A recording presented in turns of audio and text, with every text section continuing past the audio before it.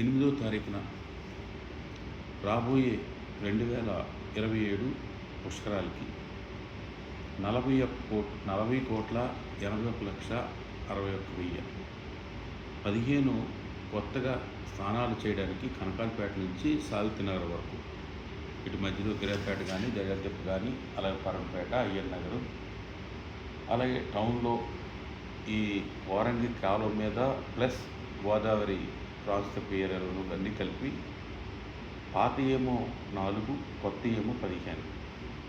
అలాగే దానికి రోడ్స్ ప్రాంతపు ఏరియాలో మిగిలిన ఉన్న రోడ్లన్నీ కూడా సిమెంట్ రోడ్స్, డ్రైన్స్ వేయడానికి, అలాగే లైట్స్, సోలార్ లైట్స్ కంప్లీట్గా రాబోయే పుష్కరాలను దృష్టిలో పెట్టుకుని వేయడానికి అంతా కలిపితే 40,81,61,000.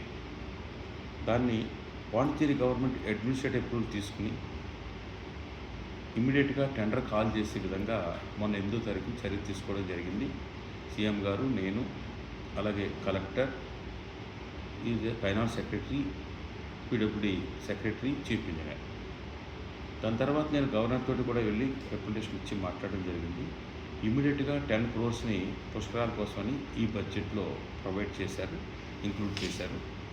దాని తర్వాత గవర్నమెంట్ ఆఫ్ ఇండియాకి 2వ లెటర్ని ఈరోజు సీఎం గారు ఫైనాన్స్ మినిస్టర్కి, సెంట్రల్ ఫైనాన్స్ మినిస్టర్కి, టూరిజం మినిస్టర్కి ఈరోజు 2వసారి మళ్ళా లెటర్ పంపిస్తున్నాం. మీరు ఆంధ్రాకి ఇచ్చిన విధంగా మాకు కూడా ఈ కార్యక్రమాలు చేయడానికి సహాయం అందించమని చెప్పేసి 2వసారి లెటర్ ఈరోజు పంపిస్తున్నాం. ఇది ఒక ఇష్యూ.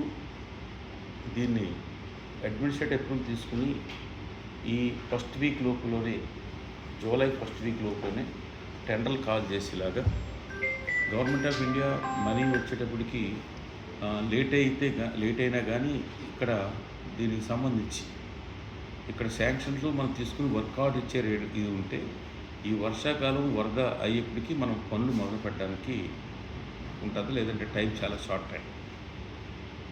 ఇది కాకుండా